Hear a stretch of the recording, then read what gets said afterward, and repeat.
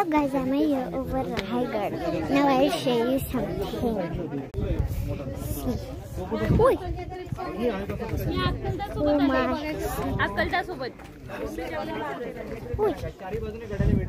कोणती सह्याद्रीची रान या गडाला जॉईन सेपरेट होऊन जाईल. पण औरंगाबादचा जिल्हा कुठला? संभाजीनगर. नाही औरंगाबाद. अंगद. देवगिरी. 8 गड किल्ले. बहादूरगड कैद्यांचा. अरे ते कुतुब मिनार सारखे आहे काय? ते बीबी का मकबरा. दौलताबाद बोला छत्रपती शिवाजी महाराज के जय. आता आपण मेना दरवाजातून आतमध्ये आलो. हे राणींचे महाल बघून आपण बाहेर पडलो.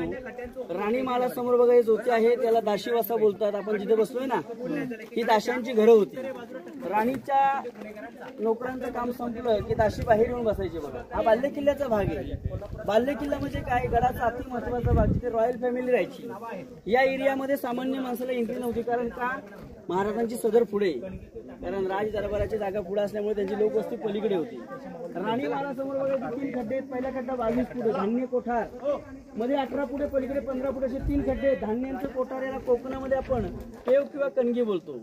जर गनिमाने लोक रायगडावर राहायची, मग यामध्ये ज्वारी, बाजरी, तांदूळ स्टोअर करायची. पण याच्यापेक्षा मोठे गोडावण आपण कोल्हापूर जिल्ह्यामध्ये पन्हाळा बघा. या पन्हाळ्यावरती 3 कोठार आहेत. गंगा, यमुना, सरस्वतीला आपण आंबरखाने बोलतो. हे कोकणातले केव कणगी आहेत. रायगड शेवटपर्यंत अजिंक्य होता. रायगड कुणाला जिंकता आला नव्हता, पण फितुरीमुळे गेला.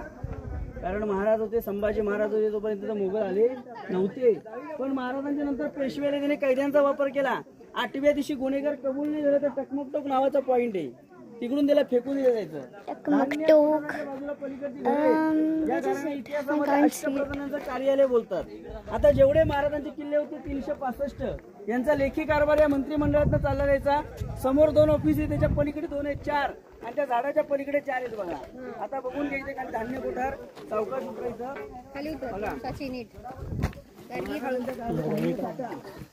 लाकडी शिडीनीवर धान्य काढलं जायचं. याला पेव कणगी बोलतात कोकणात बघा. आणीबाणीच्या काळात धान्य वापरलं जायचं ना. जर गनिमाने गडाला वेढा दिला 3500 लोक राहायची बघा. 22 फूट खोल येते. हे खिशातनं पैसे पडलेत खाली.